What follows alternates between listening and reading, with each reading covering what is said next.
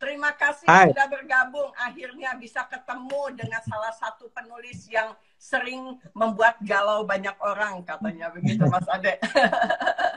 Mas Ade Iya, ini Armando ini kita kenal memang sebagai seorang dosen ilmu komunikasi, sebagai seorang penulis, kemudian seorang peneliti. Bahkan banyak sekali deretan tulisan-tulisannya itu di Facebook maupun Twitter menggoda banyak nalar, banyak pemikir-pemikir di luar sana. Sehingga banyak sekali Mas Ade itu menulis sesuatu yang bersifat kebangsaan, ketuhanan, tentang bumi tidak bergerak pun dia bahas. Mengenai hadis, mengenai poligami, mengenai kebijakan pemerintah. Bahkan di tanggal 24 Mei, saya baca di Instagramnya Mas Ade, semoga Idul Fitri menjadi awal kemenangan kita mengatasi wabah corona dan wabah keterbelakangan berpikir.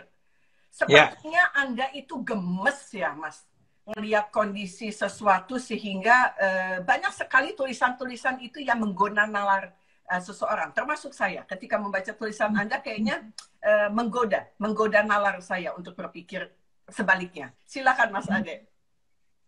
Iya, jadi begini ya. Saya termasuk orang yang sangat optimistis dengan Indonesia di masa depan ya. Anda harus sadar bahwa saya ini dibesarkan di era Orde Baru, dan sejak saya SMA saya sudah terlibat dalam demonstrasi melawan Soeharto lah ya. Dan ketika itu di masa tahun 80-an, 90-an, kita tuh seperti putus asa melihat Indonesia ya. Apakah kita akan menuju jurang kehancuran, dan banyak orang sekali membayangkan Indonesia itu akan menjadi sebuah negara yang selama-lamanya akan tertinggal, miskin, terbelakang.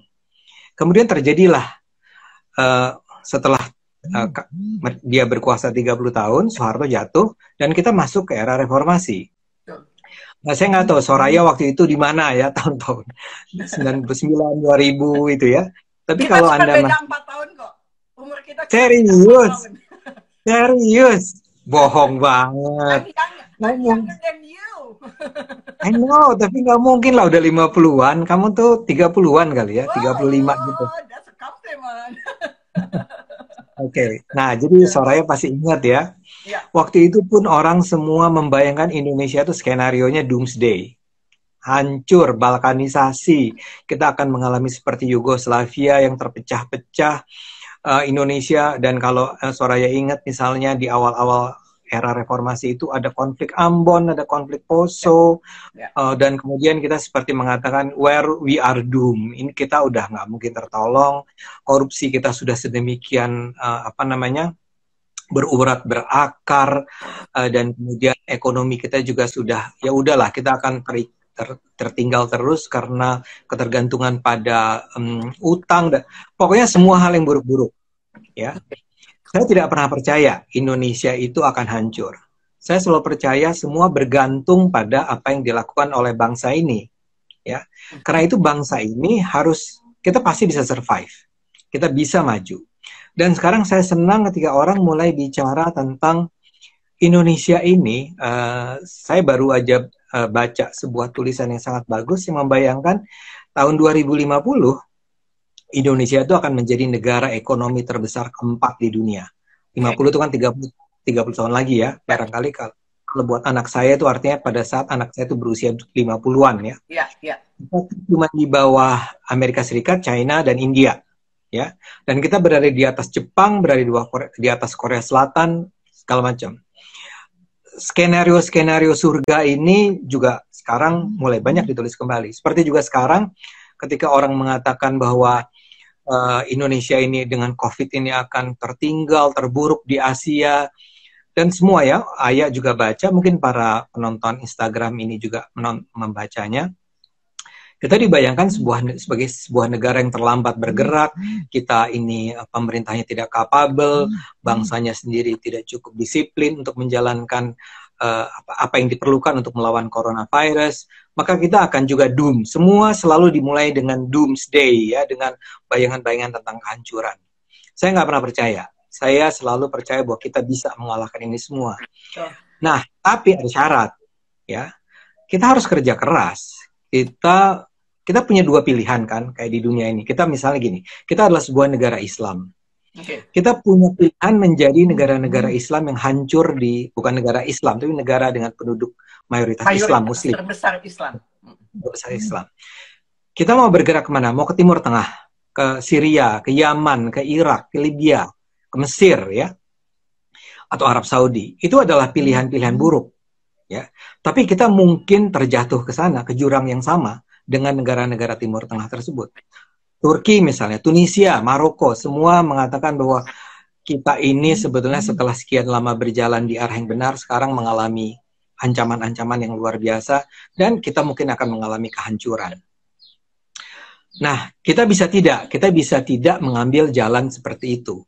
We can take another path, jalan yang lain. Jalan yang tadi dibayangkan pada tahun 2050 kita menjadi negara terbesar keempat.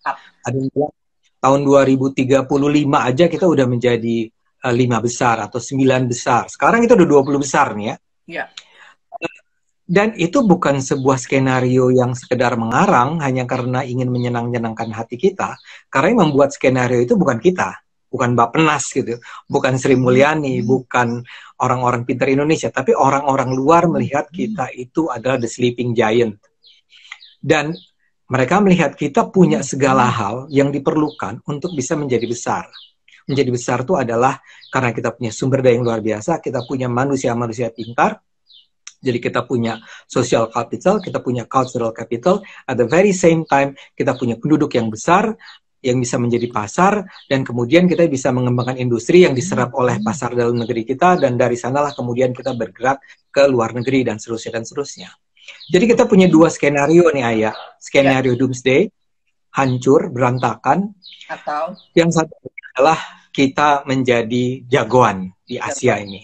Tapi agar kita jadi jagoan, bukan di Asia, bahkan di dunia ini. Di dunia. Dunia kan, kita bahkan bisa di dunia, tapi kita perlu untuk mengeksploitasi, memanfaatkan sebesar-besarnya apa yang potensi-potensi yang kita miliki. Betul. Nah, untuk itu lihat saja, kenapa Timur Tengah hancur terus? Karena konflik. Bukan karena sumber daya alamnya tidak cukup, ya, tapi karena konflik. Konflik terus-menerus. Perbedaan agama, perbedaan aliran, perbedaan cara pandang. Itu semua adalah ancaman buat kita. Karena kita harus sadar, ancaman tentang itu juga ada di negara kita. Saya ingatkan tadi, pada tahun 99-2000 itu ada yang namanya konflik Ambon. Makan korban puluhan ribu. Poso juga begitu. Ya. Mengerikan pada saat itu, Mas. Mengerikan sekali. Kepala orang ditenteng dan seterusnya. Tapi we overcame that. We overcome. Jadi kita atasi itu. Jadi kita survive. Kita survivors. Orang Indonesia itu survivors. Segala macam skenario doomsday itu berhasil kita patahkan. Tidak terjadi di negara. Termasuk tadi. Bayangan bahwa lembaga Amerika yang mengatakan Indonesia akan 1 juta terkena corona, 100.000 meninggal, ya mudah-mudahan tidak akan terjadi, tapi at least up to now, sampai bulan Juni ini, bayangan mereka tuh pada bulan Mei, Indonesia udah riot, udah pecah, udah bayangannya hancur, kita overcome that, ya. Tapi syaratnya satu, kita harus bekerja sama sebagai sebuah bangsa. Kalau kita biarkan perbedaan memecah belah kita hancur, kita tuh punya potensi pecah belah yang luar biasa. Kalau Anda besar-besar, ya kalau kita besarkan perbedaan, itu maka kita akan hancur. Ya. Tapi kalau kita bekerja sama, kita akan menjadi negara terbesar keempat di dunia. Betul. Ya, jadi saya mengatakan bahwa kita harus terus-menerus membangkitkan rasa percaya diri kita, bersatu kita, melawan keterbelakangan berpikir. Karena ingat ya, Ayah, kalau kita ikuti misalnya sejarah Eropa itu juga dulu pernah terbelakang, tapi pada satu titik mereka melakukan pencerahan yang namanya Renaissance. Renaissance adalah di mana orang mengedepankan rasionalitas, bukan lagi kepercayaan lama yang memecah belah itu, tapi rasionalitas. Rasionalitas itulah yang melahirkan sains. Sains itulah yang melahirkan industri. Industri itu yang melahirkan pertumbuhan ekonomi. Jadi kalau Indonesia survive, kita selesaikan perbedaan, kita tinggalkan segala macam keterbelakangan berpikir, menghina orang lain, mengkafir-kafirkan orang lain, but at the very same time adalah mengedepankan rasionalitas, kerja, gunakan akal sehat yang sudah diturunkan Tuhan itu kepada kita untuk melawan keterbelakangan kita. Baik. Nah, jadi kalau Ayah ngelihat saya seringkali jadinya terlihat seperti gemes. Gemes, itu gemes beneran. We are supposed to be gitu loh. Negara besar. Yang saya suka ketawa, Mas. Saya tuh sering tertawa kalau baca tulisan Anda. Saya baca kegemasannya seorang dosen ilmu komunikasi yang tertuang pikirannya dalam bentuk tulisan yang berpikir sebaliknya gitu ya. Jadi memandang soalan itu sisi sebaliknya yang orang tidak terbiasa dengan cara berpikir seperti itu. Gitu loh. Iya. Kalau saya melihat Mas Ade normal. Kalau saya melihat Mas Ade asik buat jadi teman diskusi saya gitu ya. Tapi kalau melihat masyarakat pada umumnya kan tidak bisa mengikuti dengan cara pola berpikir yang sama. Satu contoh deh Mas, kerusuhan di Indonesia gitu ya. Karena kemajemukan di Indonesia ini kan sebetulnya ada dua sisi. Satu pedang mengatakan ini adalah kesatuan yang bisa menjadi macan Asia atau macan dunia. Tapi di satu sisi juga mudah sekali untuk dihasut dengan kerusuhan. Apalagi ujung-ujung isunya adalah dugaan bentrok antar umat beragama. Ini sebetulnya salah satu bukti bahwa apa ya, kerdilnya semangat toleransi beragama yang ada di Indonesia. Kerdil saya mengatakan. Karena orang dengan mudah seperti Anda katakan tadi, dihasut masuk ke agama. Agama jadi tunggangan politik. Agama menjadi janji-janji surga yang dia anggap menjadi salah satu bentuk yang bisa mereka jual. Itu sebetulnya bagaimana sih sebagai seorang dosen ilmu komunikasi melihat bentuk komunikasi yang harus dibangun dari masyarakat? Oke, sekarang saya mau bilang juga, saya juga menangkap kegemasan yang sama loh ya, pada suara Anda tadi. Jadi yang gemas bukan saya saja. Banyak. Nah, tapi kemudian ini pertanyaan yang terpenting ya, yang Anda ajukan adalah, gimana sih cara berkomunikasi? Ya, saya akan mengatakan begini barangkali ya. Anda tahu istilah good cop, bad cop ya kan? Ya, ya. Kalau lagi meriksa penjahat, ada polisi baiknya, ada polisi jahatnya. Ya. Polisinya barangkali adalah orang seperti Quraisy Shihab gitu ya. Ya. Mardi Azra, Komarudin Hidayat, gitu. Orang-orang baik yang mengingatkan, janganlah begitu ya. Marilah kita berargumen secara damai, bersahabat. Marilah kita jangan musuhi orang-orang Kristen. Mereka pada dasarnya adalah saudara kita. Kalau ada orang-orang yang tadi menggunakan logika-logika yang tidak masuk di akal, jawabannya adalah, marilah sebagai kita bicarakan gitu ya, bahwa bumi itu sebetulnya tidak datar gitu kan. Jadi harus ada good cop-nya. Dan di Indonesia banyak kan, polisi baik yang terus-menerus mengingatkan. Tapi sekarang seperti juga di teori good cop, bad cop, harus ada bad cop-nya. Harus ada yang datang dan bilang, kalian tuh berpikirnya ngaco, kalian tuh dungu berpikir seperti itu.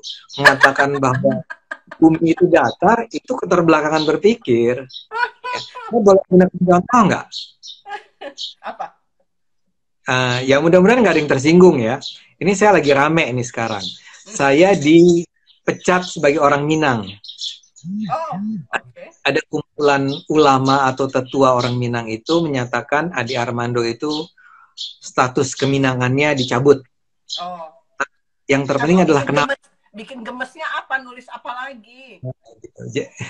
Nulis apa lagi? Seolah-olah banyak banget ya. Tulisannya bagus-bagus. Oke. Jadi saya nggak tahu. Suaranya dengar atau? Anda dengar atau enggak? Gubernur Sumatera Barat Irwan Prayitno meminta agar aplikasi Injil berbahasa Minang itu dicabut, diturunkan oleh Play Store. Jadi menurut dia nggak boleh tuh ada aplikasi Injil berbahasa Minang. Buat saya kan nggak masuk akal, apa yang salah dengan aplikasi atau Injil berbahasa Minang? Udah ada lama kok. Injil itu kan beda dengan Quran ya. Kalau Quran itu selalu berbahasa Arab, terus ada terjemahannya. Mm-mm. Terjemahannya bisa apapun ya. Walaupun saya nggak tahu, saya sebelum pernah baca Al-Quran terjemahan bahasa Minang ya. Tapi kalau Injil kan enggak. Memang Injil itu tidak lagi pernah, kalau sekarang Anda temukan kan tidak lagi dalam bahasa aslinya ya. Ya, Mungkin bahasa Ibrani ya mungkin ya, bahasa Latin atau apa. bahasa Langsung ke Ibrani. bahasa Indonesia ya. Jadi ketika ke Minang, untuk orang Minang beragama Kristen, ya dia memerlukan Injil berbahasa Minang kan. Betul. Kenapa dinyatakan sebagai sesuatu yang harusnya dilarang oleh seorang gubernur? Ya, Oke. itu pasti karena tekanan publik dong, nggak mungkin. Dan gubernurnya ini kan bukan orang, maaf ya, bukan orang biasa. Dia juga sarjana. Saya lupa apakah dia doktor atau apa. Tapi dia pendidikannya tinggi kok ya. Jadi pasti melakukan itu karena tekanan dari orang-orang nggak tahu ya, kalangan di sekitarnya. Maka saya pertanyakan itu. Memang kalimat saya agak seperti biasalah, seperti Ayah bilang. Kalau saya kalimatnya nggak saya pilih lah. Saya bilang pelarangan ini menunjukkan keterbelakangan berpikir orang-orang di Sumatera Barat, saya bilang. Padahal dulu Sumatera Barat tuh terkenal karena Muhammad Hattanya, ada Agus Salim, ada Syahrir, ada Natsir. Itu kan orang-orang yang berpikiran terbuka, progresif, maju, pluralis ya. Kok sekarang tiba-tiba ada Injil berbahasa Minang, menjadi salah. Emang Injil itu apa sih? Itu kan kitab suci. Masa kitab suci boleh dibahasa Minangkan? Nah, ini banyak ya. Dan saya nggak bisa diam saja mengatakan bahwa sebaiknya orang Sumatera Barat itu bersikap lebih terbuka, misalnya begitu kan, kalau kalimat sopannya. Kalau saya harus bilang, ini menunjukkan keterbelakangan berpikir. Marahlah mereka. Mereka marah. Saya dinyatakan dipecat statusnya sebagai orang Minang. Yang buat saya juga nggak apa-apa. Itu kan namanya, itu kan namanya memang ya opini orang masing-masing ya. Kalau ada orang Minang menganggap saya bukan lagi orang Minang juga nggak apa-apa. Tapi saya juga punya hak untuk mengatakan bahwa ini keterbelakangan. Nah, tapi sekarang bayangkan kalau bangsa ini diisi dengan cara berpikir seperti itu ya. Apa-apa kalau ini menyangkut agama lain menjadi menakutkan. Misalnya saja, ingat nggak ya, dulu kita nggak pernah ada masalah mengucapkan Selamat Natal kan? Tepat. Ya, sekarang jadi rame, jadi ribut. Ya, bayangkan kalau antar kita kan sesama bangsa nih, ada orang Islam, ada orang Kristen. Ketika Idul Fitri, orang Kristen mengatakan Selamat Hari Raya Idul Fitri. Ya nggak apa-apa. Dia juga nggak apa-apa. Dia juga nggak menjadi Islam gara-gara dia ngomong Selamat Idul Fitri. Saya juga begitu kan. Ketika saudara-saudara saya Natal, saya ucapkan Selamat Natal. Karena saya merasa kita bersaudara. Nah ini yang terancam sekarang ya. Persaudaraan itu terancam. Kita merasa bahwa kita harus punya pemukiman Muslim misalnya. Isinya hanya orang Muslim. Ya.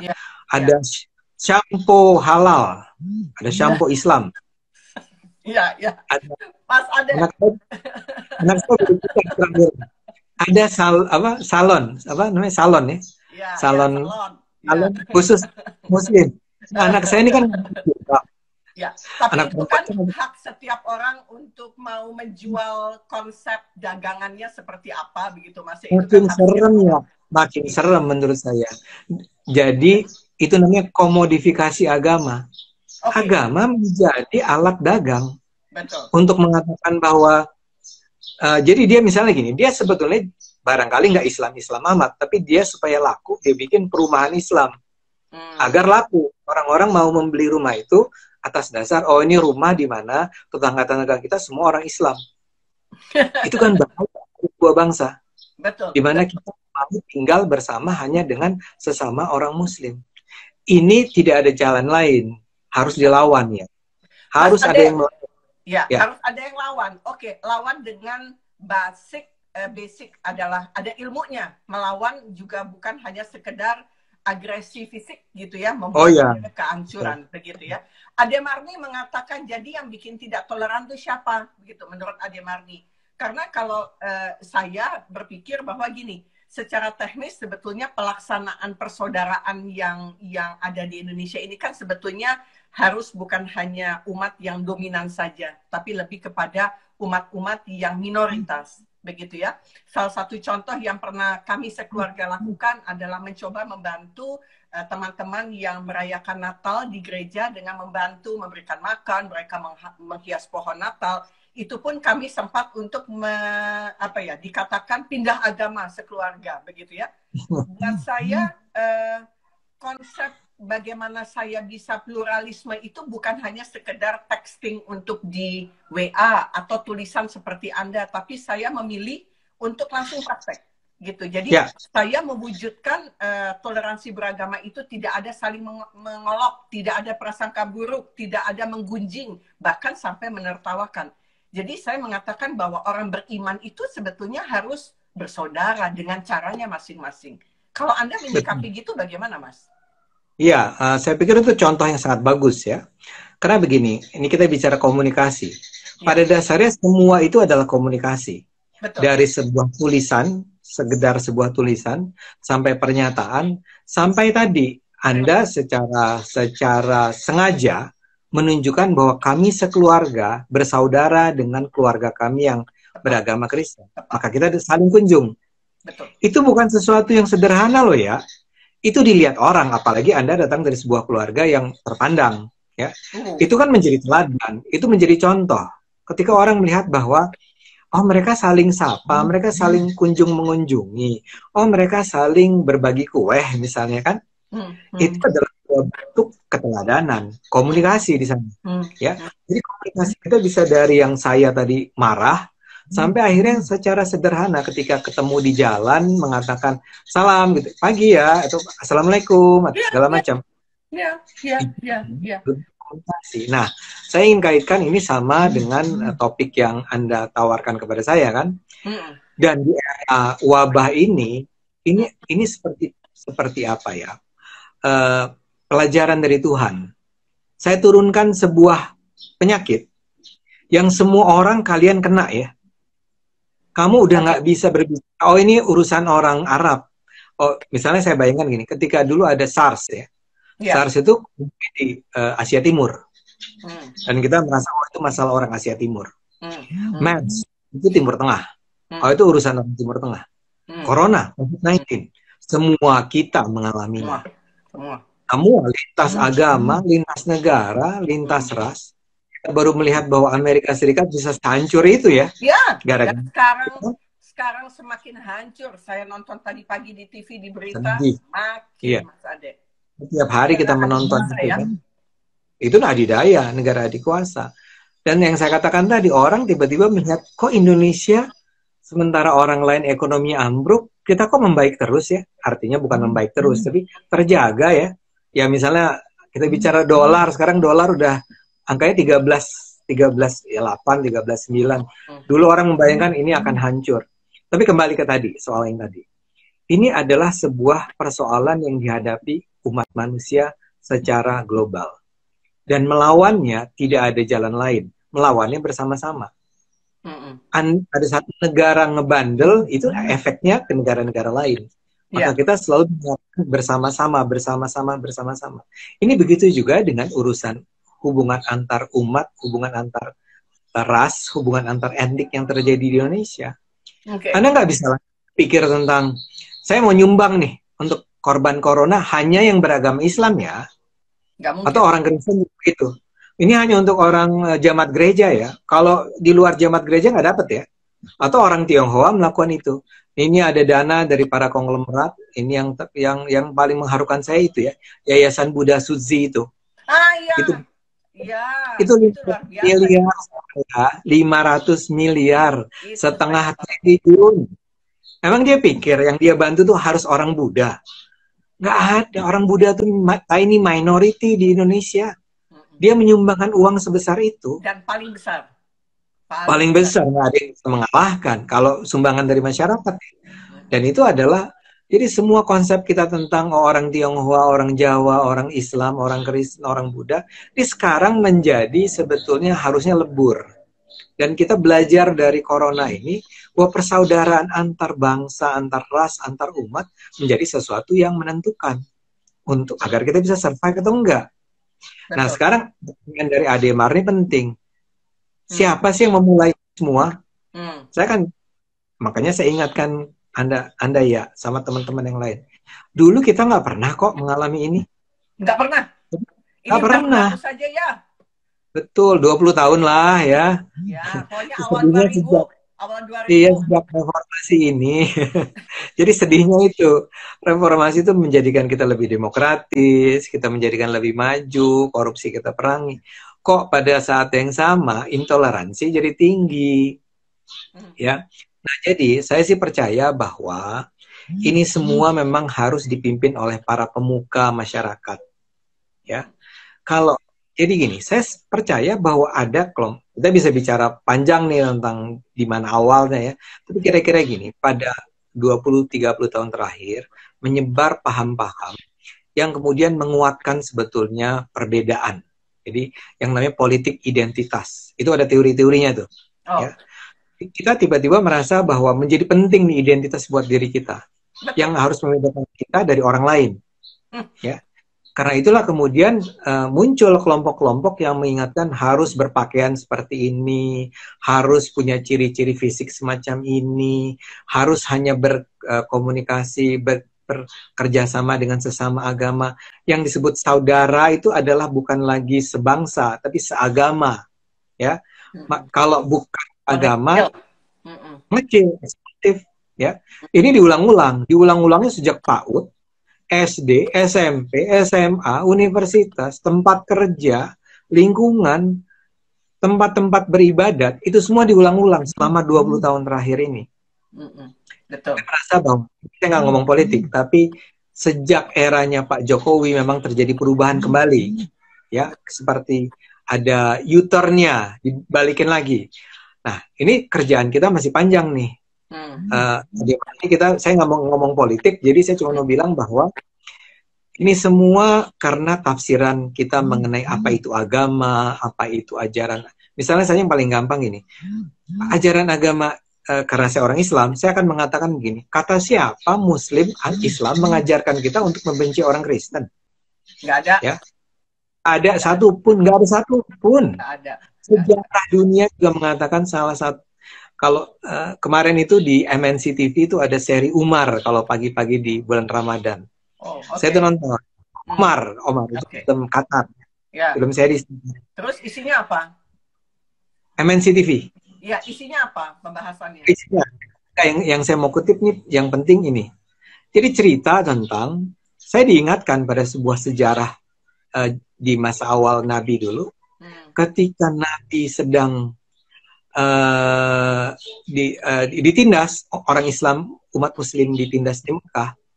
Yang pertama kali menolong orang Islam adalah orang Nasrani. Ya. Ada raja Nasrani namanya Jadi, ya. Itu yang menerima orang-orang Islam yang tertindas itu ditampung dan dilindungi. Saya mau bilang sejarah saja sudah mengajarkan pada kita. Memang ada sejarah perang. Tapi paling gampang kan Tuhan tuh seperti tidak, pasti sengaja lah menciptakan episode itu dalam kehidupan Nabi Muhammad. Bahwa ketika Nabi Muhammad sedang memperjuangkan Islam itu, salah satu raja atau tokoh yang membantu dia adalah membantu umat Islam ketika itu adalah seorang raja Nasrani. Betul. Nah jadi kalau saja sejak kecil nih, bayangkan ya, anak PAUD, anak SD sudah diajarkan umat Islam, dijejelin cerita itu umat Kristen itu saudara kita. Mereka Natal ya beda sama kita, Idul Fitri, mereka tuh gereja, kita tuh masjid. Kalau Buddha tuh apa gitu ya, kitab sucinya apa. Orang Tionghoa tuh agamanya lain lagi, dan seterusnya diajarkan keberagaman itu sejak kecil. Bayangkan betapa indahnya negara ini. Betul. Nah itu yang harus dilakukan bersama-sama. Mas Ade, berdasarkan pernyataan cerita tadi, ada loh di Quran. Saya udah tulis, saya cari nih. Toh. Siap. Saya ya, apa tuh ya? Di surat Al-Hujurat 49 ayat 10-12 ini menggambarkan secara teknis pelaksanaan persaudaraan yang menggambarkan antara orang beriman secara teologis itu adalah idaman terbesar umat Islam. Jadi kalau misalnya teman-teman megang Al-Quran gitu ya, bisa buka tuh surat 49 ayat 10-12. Diperjelas lagi di Ali Imran surat 3 ayat 64 dengan jelas menganjurkan orang Islam mencari titik temu Tuh. Terus ada lagi surat 7 ayat 172 Al-A'raf. Setiap pribadi berhak berkembang berdasarkan petunjuk agamanya masing-masing. Satu lagi di surat 2 ayat 216 Al-Baqarah. Membenci baik untukmu tapi menyukai bisa menjadi buruk untukmu. Itu menggoda nalar. Bahasa itu bahasa Ade Armando. Membenci baik, ya, membenci itu bisa baik untukmu, tapi menyukai bisa buruk bagimu. Iya, Cara bahasa komunikasi terbalik. Betul. Betul. Ayo Betul. Mas Ade, keluarkan teori untuk yang terakhir ayat di surat Al-Baqarah 216. Membenci itu bisa baik untukmu, tapi kalau kamu tidak menyukai atau kamu menyukai sesuatu, kadang-kala itu menjadi buruk bagimu. Coba Mas Ade, jelaskan. Ini kebetulan nih, saya baru aja diserang ya oleh kelompok-kelompok. Sebenarnya orang-orang yang dulu dekat sama saya, dan sekarang mengatakan bahwa saya tuh heran dengan Anda, dia bilang. Anda ini seperti membenci orang-orang Islam. Anda sendiri kan Muslim, ya. Kenapa Anda harus menyerang sesama orang Islam? Saya katakan kan yang saya serang adalah orangnya, ya, oknum, ya. Dan it's not really membenci. Ya, saya membenci dong. Maaf ya, karena saya harus menggunakan contoh kan. Bagaimana kita tidak bisa membenci apa yang dilakukan oleh misalnya Rizik Syihab. Marah kita. Bagaimana dia memaki-maki Kristen, menghina Kristen di depan orang banyak. Dia disebut sebagai imam besar. Tapi dia sendiri melakukan hal-hal yang kemudian membuat kita harus mengatakan pada dia bahwa no, you are not supposed to do that. That is not Islam at all. Dan untuk itu kita mungkin akan berantem. Saya dengan FPI, ada yang tulis di sebuah televisi, Ade Armando dan FPI adalah seteru abadi. Saya bilang, ya, saya nggak mau bilang bahwa FPI mewakili Islam dong. FPI itu sebuah organisasi membawa nama Islam. Begitu juga dengan organisasi-organisasi yang lain. Atau Habib-Habib yang menyebut dirinya Habib dan dia melakukan banyak sekali tindakan-tindakan atau perilaku hal-hal yang bertentangan dengan Islam. Nah, kita wajib ya menyatakan pada mereka bahwa apa yang kalian lakukan itu adalah sesuatu yang jahat. Dan untuk itu mungkin kita akan berperang dalam pemikiran ya, bukan dalam hal fisik. Perang dalam pemikiran. Mas Ade, berperang dalam pemikiran itu sebetulnya apa yang harus dilakukan? Karena berpikir manusia itu kan ada stage, ada level. Ada yang mereka sekolahnya tinggi, S1, S2, S3 sampai profesor, tapi ada stage intelektualnya tinggi, tapi dia mempunyai pemahaman yang secara emosional itu yang masih terbelenggu. Sebetulnya apa sih yang membuat akhirnya seseorang ini walaupun mereka intelektual baik, keimanannya tinggi, dengan mereka mempunyai ritual keagamaan yang rutin, bagus begitu, tapi mereka seperti tidak terbuka dengan inti akar permasalahan yang seharusnya agama itu menuntun pada sebuah kebaikan. Saya yakin semua agama tidak pernah menganjurkan orang untuk berperang begitu ya, tapi bagaimana solusi untuk supaya perang itu tidak terjadi dan ada sanksi hukumnya. Kan kalau kita mau perang aja kan ada hukum perang kan begitu. Kan dalam agama juga ketika berperang pun ada hukumnya begitu. Itu bagaimana sih membuka cara berpikir yang di sini nih supaya gelombang elektromagnetiknya itu bisa gitu loh, kebuka begitu loh. Itu bagaimana? Barangkali gini, harus dibedakan antara si pengetahuan itu sendiri, kalau dalam bahasa Anda tadi, dengan keimanan itu sendiri. Pengetahuan dan keimanan tidak berkorelasi. Pengetahuan hanya berurusan dengan apa yang dia ketahui, knowledge saja. Ya. Tapi struktur pengetahuan itu lebih luas beyond dari apa yang dikatakan sebagai knowledge. Knowledge itu gini, Anda sekolah, saya doktor, ya, saya belajar komunikasi sampai berapa belas tahun gitu ya, saya sampai ke luar negeri untuk belajar komunikasi. Tapi apakah kemudian saya gunakan ilmu komunikasi yang saya pelajari itu untuk kebaikan? Belum tentu. Mungkin nggak saya menggunakan ilmu komunikasi yang sebetulnya dikembangkan untuk kepentingan banyak orang itu, saya gunakan untuk memperkaya diri saya sendiri, atau menipu orang lain, atau mengembangkan propaganda-propaganda buruk untuk menghancurkan reputasi orang, sangat bisa. Yang nggak ada di saya adalah hati saya. Jadi yang disebut sebagai conscious, ya, kesadaran yang Kesadaran. melekatnya di hati. Adanya di hati itu, bukan di otak, ya, atau bukan di pengetahuan. Karena kita bisa berdebat otak tuh isinya apa aja misalnya, tapi taruhlah nggak di otak, tapi di hati. Di hati itu kita bicara tentang consciousness. Consciousness itu yang sebetulnya menurut saya terkait dengan keimanan. Ya, iman kepada Tuhan itu kan perwujudannya bukan sholat 5 waktu menurut saya. Maaf ya, karena sholat 5 waktu bisa sholat bohong-bohongan, bisa sholat yang sekedar membaca ayat-ayat suci tersebut tanpa memahami isinya, apalagi menjalankan apa yang diajarkan di sana. Dia bisa saja kemudian sangat ritual sifatnya. Naik haji, ritual sifatnya. Puasa, ritual sifatnya. Berzakat, ya 2,5%, apa susahnya? Ya, atau dinaikin jadi 20%. Di dalam surat Quran itu 20% ya. setiap hari seumur hidup loh, Mas. Jangan 2,5%. Iya, udah. Itu kan itu interpretasi namanya ayat, itu interpretasi.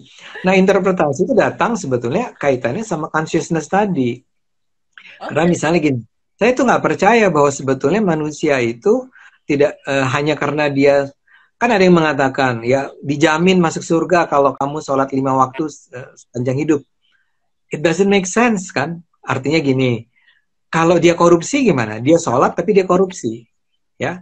Maka, ya kan? Karena itulah kita bicara tentang satu paket. Manusia itu nggak bisa dipisah-pisahkan antara pengetahuannya dengan ritualnya dan dengan keimanannya dan dengan hatinya. Karena yang terpenting adalah sebenarnya kombinasi yang lengkap adalah pengetahuannya tinggi, consciousness-nya selalu berpihak pada kebenaran, pada rakyat kecil, pada kejujuran, dan ritualnya lengkap, sholatnya tepat 5 waktu, haji, zakatnya itu tadi 10%, 20%. Tapi yang terpenting adalah itu. Nah, kembali ke tadi, banyak sekali orang doktor dari Amerika, dari Inggris, dari Jerman, pulang-pulangnya sama konservatifnya, atau lebih konservatif lagi. Banyak. Iya. Atau maling malah ya, jadi koruptor ya segala macam. Karena itu yang terpenting itu tadi saya katakan adalah bahwa perlu ada orang diajarkan beragama sejak kecil, tapi yang terpenting itu bukan soal ritualnya, ya bukan sekedar pengetahuannya, tapi apa yang disebut sebagai komitmen, consciousness, nilai-nilai ya, ajaran moral ya, yang terpenting adalah itunya. Jadi saya misalnya sering mengatakan gini, apa gunanya sih, saya minta maaf kalau ada yang nggak setuju ya. Apa gunanya sih? Nggak usah minta maaf, bebas, punya hak buat bicara, nggak usah minta maaf. Ya, okay. Misalnya gini, ini mungkin bagi banyak orang tidak menyenangkan untuk dengar. Apa gunanya hafiz Al-Quran? Hafiz Al-Quran itu penghafal Al-Quran. Kalau tidak paham isinya. Exactly. Buat apa orang menghafal? Yang terpenting bukan menghafal, tapi memahami isinya dan melakukannya dalam kehidupan sehari-hari kan? Betul. Sama. Bahkan memahami saja tidak cukup. Tapi dia harusnya dijadikan panduan moral dalam kehidupan setiap manusia dan diwujudkan dalam harinya. Panduan moral. Karena itu si anak kecil itu jangan disuruh ngapalin surat, ngapalin ayat, atau saya nggak tahu zaman yang kecil ayat. Waktu saya zaman kecil itu, kalau jangan begitu. Saya hafiz Quran, enggak hafiz deh. Saya khatam Quran. Khatam Quran 2 kali. 1 kali nasi kuning pakai tumpengan, yang 1 nasi uduk pakai tumpengan 2 kali. Guru ngaji saya orang Padang, orang Minang. Nah, saya mau bilang, gunanya apa khatam Quran? Dapat nasi kuning.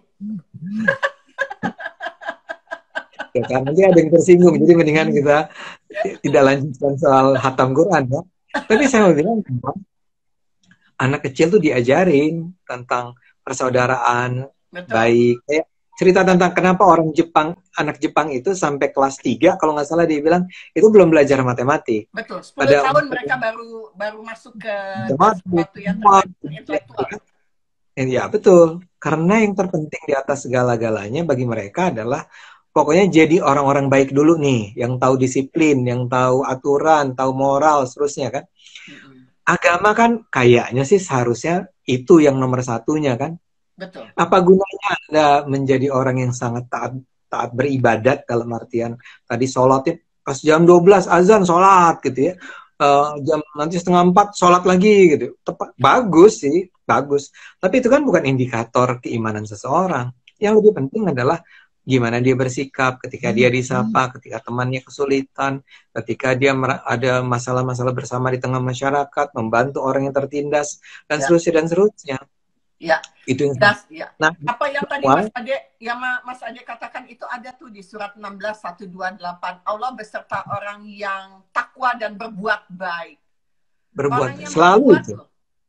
Allah Betul. tidak beserta orang yang beragama A. Orang tidak beserta orang yang berkulit putih. Orang tidak beserta orang yang rambutnya keriting, misalnya begitu, kan tidak dicantumkan secara itu. Allah Tidak beserta ada. orang yang berbuat baik. Jadi saya memilih action dalam hidup saya untuk menjelaskan tingkat toleransi keimanan saya sesuai dengan sifatnya si Tuhan yang menciptakan, begitu Mas. Ya memang saya mengakui ya bahwa kita sedang bicara antara dua orang yang bukan ahli agama ya. Tapi saya akan katakan begini, yang saya lakukan adalah mengamati peradaban masyarakat. Peradaban masyarakat seperti apa yang maju? Peradaban masyarakat seperti apa yang terbelakang? Saya akan katakan sikap ayah yang barusan itulah yang sebetulnya menjadi karakter dari masyarakat maju. Karena masyarakat maju itu adalah masyarakat yang isinya adalah tadi ya, pertama-tama orang-orang ini menggunakan akal sehat mereka, rasionalitas mereka sebagai panduan utama. Ya. Dan sampai kasarnya semua hal yang tidak bertentangan dengan akal sehat itu tidak kita terima. Makanya ada kecenderungan sekularisme itu seperti kecenderungan anti agama kan. Tapi penekanan akal sehat kan juga diajarkan dalam agama Islam. Agama itu hanya untuk orang yang berakal. Nah, setelah orang berakal sehat, maka dia harus selalu mempertimbangkan apa yang terbaik bukan hanya pada dirinya, tapi masyarakat di sekitarnya. Orang tuh jangan sampai salah menyangka cara berpikir liberal itu adalah cara berpikir, dan yang penting jangan berpikir itu individualis ya. Liberal itu merdeka, titik, merdeka saja. Tapi bukan merdeka semerdeka-merdekanya. Karena pada orang liberal selalu mengatakan kebebasan yang kita miliki secara individual ini menjadi penting karena hanya kalau kemerdekaan ini kita bela, kita perjuangkan, kepentingan kita bersama itu akan terjamin. Betul. Jadi Anda lihat. Betul.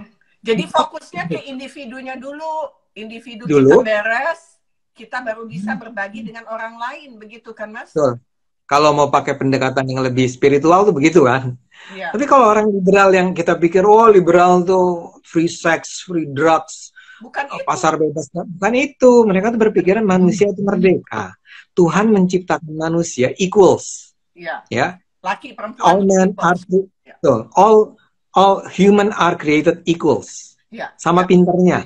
Gak ada yang dilahirkan lebih pintar dari yang lain. Ya. Nah, karena itu kita harus saling menghargai setiap manusia. Tapi yang lebih penting dari sana adalah nggak titik di sana. Karena hanya kalau kita menghormati kemerdekaan setiap manusia itulah, maka kepentingan kita bersama akan terjamin. Karena kalau kita mulai mengatakan yang merdeka saya, Anda nggak merdeka, maka itu sebenarnya bukan kepentingan kita bersama, itu kepentingan Anda sendiri. Itu namanya itu ego Anda. Itu. Jadi saya melihat bahwa saya barangkali tidak bisa menyitir ayat ya, walaupun saya punya juga catatan-catatan ayat, tapi kan saya nggak sehafal seperti ayat gitu ya. Tapi yang penting adalah buat saya yang terpenting adalah peradaban manusia itu dibesarkan oleh masyarakat yang memiliki karakter seperti itu. Kaum yang berpikir merdeka, kaum yang berpikir selalu demi kepentingan bersama. Nah, Indonesia will survive kalau itu dilakukan. Masalahnya ada banyak orang yang ketakutan nih ketika kita berpikiran merdeka. Karena jangan-jangan barangkali gini nih, orang-orang itu takut kalau kita berpikiran merdeka, kita akan tahu kelemahan mereka, kita akan tahu kesalahan mereka, kita akan berani mengkritik mereka. Nah, orang-orang ini berusaha mengembalikan, jangan berpikir merdeka, jangan berpikir merdeka, dengarkan sajalah apa kata pimpinan-pimpinan agama kamu. Kita udah tahu. Yes. Ya. Bicara penindasan artinya apakah ada dampak dari penjajahan 250 tahun dengan kolonial Belanda? Ada nggak penindasan cara berpikir sehingga kita hanya mau disuruh melakukan sesuatu kalau disuruh, kita hanya mau bicara kalau ditanya, atau kalau nggak ditanya pun kita ngomong terus, jadi nggak punya pakem, nggak punya rules. Itu bagaimana sebetulnya? Banyak yang menyalahkan masa lalu sejarah Indonesia. Ah, ini karena dijajah oleh bangsa Belanda misalnya. Ah, ini karena dijajah, seandainya dijajah sama Inggris, kita pasti akan jauh lebih baik kondisinya. Ini banyak sekali informasi-informasi yang tidak bertanggung jawab yang selalu menjadi pembicaraan di kalangan-kalangan kaki lima. Jangan pernah salahkan masa lalu, dan saya akan bantah itu dengan mudah dengan mengatakan bahwa Belanda itu salah satu bangsa yang paling liberal juga di Eropa sampai sekarang. Belanda itu mengizinkan prostitusi loh ya, atas dasar hak asasi manusia. Jadi justru kalau kita di bawah Belanda, kita akan menjadi sangat liberal kan. Tapi ngapain menyalahkan masa lalu kita? Kita tuh hidup di masa sekarang untuk ke depan. Saya akan mengatakan 30 tahun di bawah Orde Baru itulah yang menghancurkan kita. Buat saya. Itu betul-betul membuat kita tidak berani berpikir, tidak berani melawan, tidak berani berpikir berbeda, mengikuti begitu saja apa yang dikatakan oleh para pemimpin, guru. Betul. Ya. Tapi juga kan nggak ada apa manfaatnya juga kita kemudian menyalahkan lagi Orde Baru. Yang sekarang terjadi di hadapan kita adalah sebetulnya kan ketika Orde Baru kita lebih toleran, tadi kan dikatakan, dan kita sedang moving at the right direction sebetulnya. Yang kita hadapi adalah orang-orang yang sekarang mengatakan jangan berpikir merdeka, karena berpikir merdeka itu salah. Jadi, it has nothing to do, atau iya barangkali, orang yang percaya tidak, ya. Yang kita hadapi adalah era sekarang. Nah, barangkali saya lebih suka sama teori yang bilang bahwa kenapa kita terus-menerus dibuat terbelakang, karena banyak pihak di luar sana yang takut sama Indonesia. Dengan Indonesia. Kalau Indonesia sekarang diisi oleh orang-orang berpikiran merdeka, yang nggak takut bersaing, berkompetisi, yang berani menguasai ilmu pengetahuan, bekerja keras, bersatu, tidak terpecah belah. Kejadian nggak apa yang dibayangkan bahwa tahun 2050 atau 2030 kita menjadi terbesar keempat atau terbesar kedua. Gitu ya, kalau 2030 2025 kan orang udah bilang at least 10 besar udah sampai lah. Ya. Betul. Apa yang nggak? Saya yakin tercapai. Kita tuh terlalu muda, terlalu kuat kok. Kalau Anda, saya kan dosen, saya bertemu sama mahasiswa-mahasiswa saya yang berpikiran terbuka itu, saya amazed dengan mereka. Mereka tuh jauh lebih pintar dari saya di masa itu, bahkan lebih pintar dari saya di masa sekarang. Ini anak-anak yang baca bukunya dari internet, browsing, terbuka, televisi asing. Mereka ini semua adalah orang-orang yang kalau aja mereka dikasih kesempatan memimpin atau menjadi pemain-pemain utama, pasti itu kita jadinya lebih beda ya. Pasti jadi. Bayangin ya, Korea Selatan itu dulu nggak dianggap apa-apa di dunia ini. Lihat sekarang. Jadi nggak usah perjalanan berapa puluh ratus tahun, dia menjalankan langkah dengan benar, dia besar. Apalagi Indonesia ya. Dan Indonesia baru Jawa yang besar. Belum Sulawesi, belum Kalimantan, belum Papua. Kalau ini semua berkembang.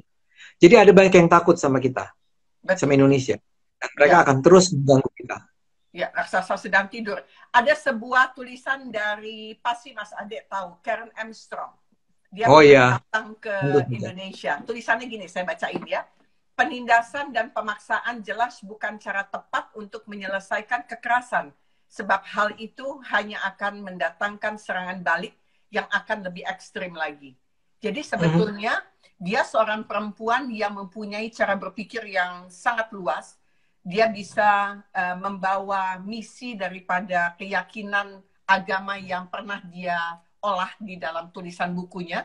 Sehingga ini bisa menjadi cermin bahwa memang betul Mas ya, kelemahan Indonesia itu kan senangnya rusuh. Senangnya apa-apa perang. Senangnya apa-apa ribut gitu ya. Mau melakukan puasa, berantem dulu tanggal berapa puasa, mau lebaran berantem dulu kapan mesti lebaran gitu. Itu kayaknya dari saya kecil bunyinya itu sampai umur saya udah nggak muda nih, udah 55 tahun nih masih begitu juga. Jadi kayaknya pendapat Karen Armstrong ini bisa menjadi satu pedoman loh buat kita bahwa penindasan pemaksaan itu bukan cara yang tepat untuk menyelesaikan masalah. Menurut Anda dalam segi ilmu komunikasi gimana? Apa sih yang mesti diajarin? Ayo Pak dosen, Ya, ngomong Pak dosen. saya termasuk pengagum Karen Armstrong, jadi saya senang Anda mengutip Karen ya. Ah, ya, Ya, she's one of the best ya. author kali, terutama mengenai agama dan Islam. Nah, gini, kita itu kata komunikasi itu sebenarnya intinya itu kata commune ya, Ya. itu bersama. Jadi yang diperlukan adalah kalau dalam komunikasi kita percaya bahwa dalam komunikasi itu ada at least kan dua pihak. Dua pihak yang saling berusaha mencari yang tadi Anda katakan titik temu. Ya. Kesamaan, persamaan. Ya. Ali Imran. Kita Ali Imran, oke. Makanya saya nggak suka dengan kata acara debat. Saya lebih suka dengan acara diskusi. Ya. Karena diskusi itu kita saling mendengarkan, kita saling berempati, kita saling mencari tahu apa pikiran orang, dan kemudian kita belajar. Oh, that's true. Saya selama ini berpikiran begini, tapi orang yang saya ajak bicara ini bisa membuka mata saya ya, bahwa itu benar. Betul. Sehingga nggak ada kata maksa, nggak ada mengatakan bahwa saya lebih benar dari Anda. Kita itu adalah dua orang yang bertemu di tengah, dan kemudian kita berdebat, berdiskusi, dan setelah selesai diskusi kita sama-sama menjadi orang yang menjadi lebih baik. Ya, jadi memang tidak perlu ada penindasan pemaksaan. Yang diperlukan adalah kesaling pahaman. Ya, karena itulah misalnya gini, orang mengatakan Amerika itu menjadi superpower di dunia ini karena militer atau karena kultur atau karena sosial, karena politik. Well, yes, that's true, bahwa militernya ada, peran militer di situ ada. Tapi pada saat yang sama kita harus ingat bahwa mereka menguasai kita melalui film mereka, melalui musik mereka, melalui buku-buku mereka. Nah, kalau sekarang kita ingin menguasai cara berpikir orang lain, atau bukan menguasai lah ya, ingin mengembangkan diri kita bersama dan diri orang lain, ya lakukanlah dengan saling bertemu, berbicara, beradu, bertukar pendapat, dan seterusnya, dan seterusnya. So that's really true. Peradaban yang besar itu tidak dicapai dengan ada peradaban. Misalnya ingat Mongol ya, itu kan dengan kekerasan. Tapi lihat berapa lama mereka bertahan sebagai superpower. Karena cara berpikir tidak dikuasai. Tapi berapa besar peradaban Islam itu berkembang. Ketika Islam berkembang di Eropa, di di Asia, di Afrika, itu terjadi karena apa? Karena pemikiran, karena nilai, karena kultur, bukan karena perang. Perangnya ada, ya. Ya, perangnya ada. Perangnya ada, tapi sebenarnya lebih menentukan daya tahan sebuah peradaban adalah bukan militer, tapi pengetahuan, pemikiran. Foto di sini akrab dong. Itu ibu saya. Saya tahu kenapa ada ibunya Mas Ade di sini, karena saya baca di Instagramnya ibunya Mas Ade usia 90 tahun dan Mas Ade mengatakan saya bersyukur jadi putranya. Ada nilai-nilai yang diturunkan dari orang tua kepada anak sehingga menjadi Ade Armando seperti saat ini. Ibunya katanya mengajarkan kejujuran, memilih jalan yang lurus, kemudian membantu orang yang kurang beruntung, menghargai perbedaan dan ikhlas dan bersyukur kepada Tuhan. Ada 5-6 poin utama yang membuat seorang Ade Armando berani untuk bicara sesuatu yang tidak semua orang berani untuk mengungkapkan ini. Iya. Tuh, saya jadi mau nangis. Salam buat ibu. Doa buat ibu. Oke. Saya nggak usah komentar ya. Ya, oke.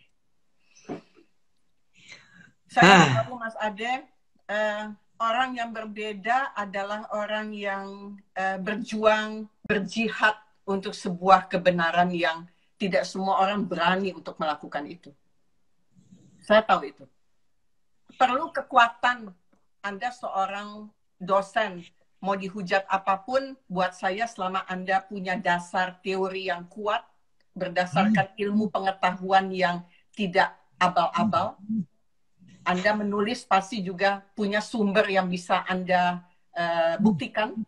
Dan saya mengatakan bahwa Anda adalah orang pejuang. Hari ini saya membuktikan bahwa Ade Armando adalah seorang pejuang kebenaran. Saya buktikan itu. Karena Anda membawa nilai itu dari ibu Anda. Seorang yang dekat dengan ibu, saya yakin tidak akan pernah salah. Agree. Ya. Saya mau bilang,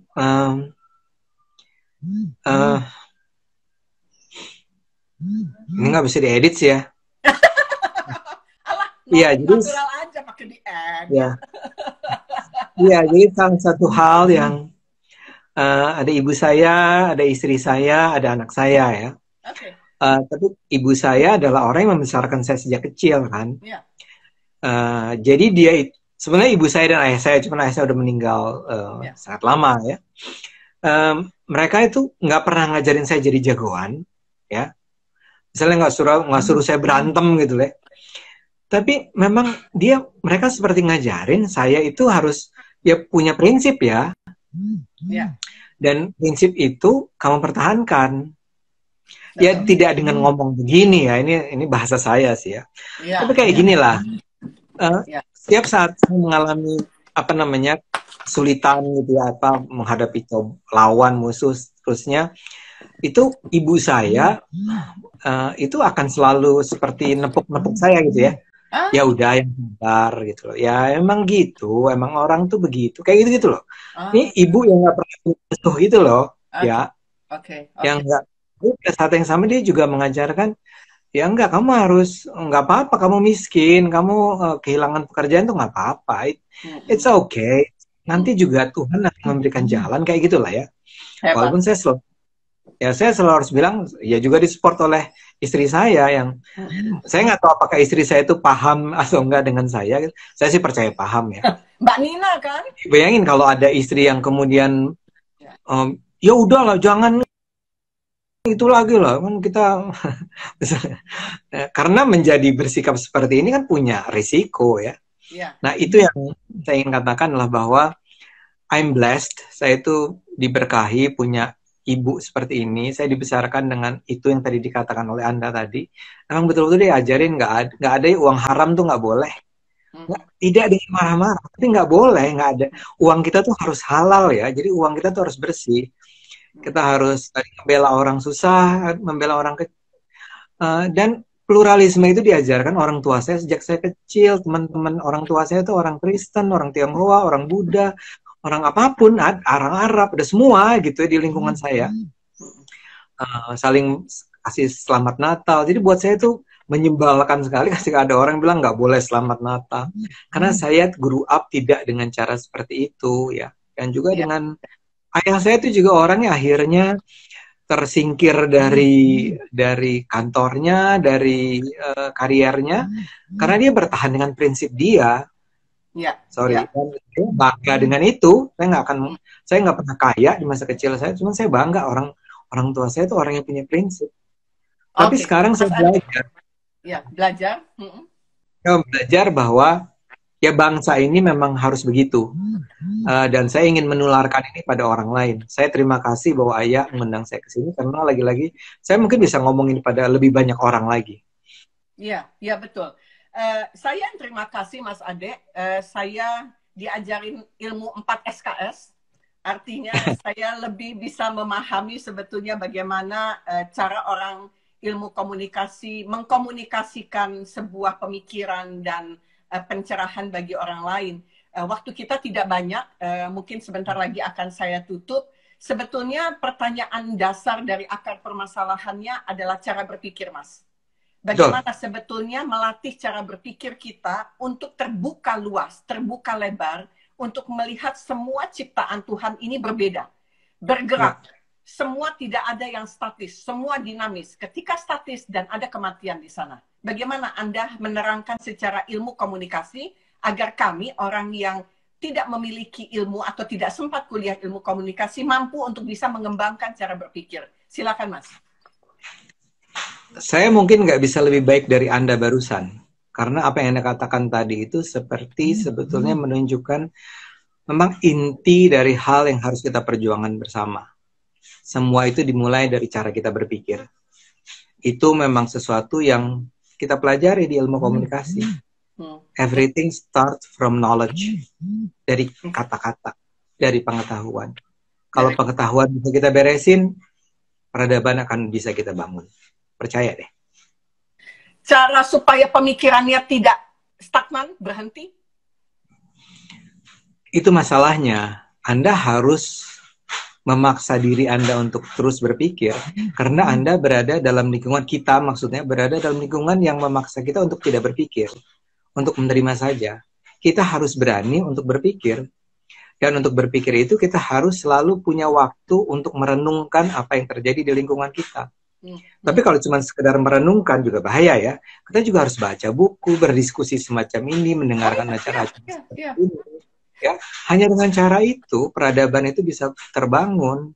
Nah, kita jangan sampai terlena, jangan sampai merasa takut untuk berpikir, merasa takut untuk bicara, barangkali masih masuk di akal gitu ya, karena barangkali masih ancaman masih besar. Tapi pertama-tama bangunlah keyakinan kita untuk berani berpikir. Nggak ada yang salah dengan cara kita berpikir. Ya. Nggak usah takut dengan cara kita berpikir. Usah takut. Mas Ade, saya bisa ngambil sedikit kesimpulan begini, bahwa berdasarkan obrolan kita yang tidak lama, hanya 65 menit lebih, bahwa manusia itu sudah disiapkan perangkat instrumen. Ada penglihatan, ada pendengaran, ada hati. Instrumen itu harus dipakai. Sehingga ilmu pengetahuan itu bisa menjadi dasar daripada pengembangan knowledge atau pengetahuan yang membuat manusia bisa meningkatkan peradabannya. Saya yakin bahwa orang yang duduk di bangku perkuliahan belum menjamin seseorang bisa mengembangkan cara berpikirnya secara baik kalau dia mempunyai knowledge-nya berhenti di tempat. Begitu ya Mas Ade ya? Betul. Betul. Dan inilah kita perlu semacam renaissance, era renaissance. Ya. Dunia Islam itu memerlukan renaissance, Indonesia memerlukan renaissance. Tapi itu tidak akan terjadi kalau kita diam. Maka kita harus melakukan. Terima kasih ya. Ya, terima kasih banyak membaca, banyak mendengar, banyak merenung. Jangan kelamaan merenungnya, harus diskusi juga. Karena kebanyakan merenung nanti bisa kemasukan hal-hal yang tidak bertanggung jawab. Karena kita secara individu, agama ini kan kita tahu bahwa berfungsi sebagai kekuatan moral yang ampuh. Ajaran agama mendorong orang untuk berbuat baik, yakin itu. Menjauhkan dari kejahatan, pastikan itu. Karena sesama manusia itu tidak ada yang namanya kejahatan. Mustahil agama mendorong orang melakukan tindak kekerasan secara represif yang menyengsarakan manusia lain. Jadi saya yakin obrolan ini mampu untuk bisa mencerahkan saya secara pribadi dan juga sahabat-sahabat IG yang ada di Mas Ade, membuat kita semua bisa melangkah ke depan setiap harinya mengembangkan cara berpikir yang lebih luas lagi. Terima kasih banyak Mas Ade atas semua obrolannya, membuat hati ini menjadi senang, bisa ketawa-ketawa. Kapan-kapan harus ngopi-ngopi ya Mas Ade, atau saya berkunjung ke Universitas Indonesia nih kayaknya. Boleh. Kita mulai kuliah lagi bulan September kali. Oh, mulai kuliah lagi normal ya? Oke. Ya, semoga bisa berjalan dengan baik situasi perkuliahannya. Terus dijaga. Ini ya, saya undang juga kali ngomong dengan para mahasiswa UI. Jadi Anda memberi motivasi buat ya. Ya, ayo cepat, jangan absen terus ya kalau misalnya dosennya Ade Armando. Harus tetap absennya penuh. Terima kasih Mas Ade, sampai jumpa lagi di lain kesempatan. Ya, sampai ketemu. Wassalamualaikum warahmatullahi wabarakatuh. Waalaikumsalam warahmatullahi wabarakatuh.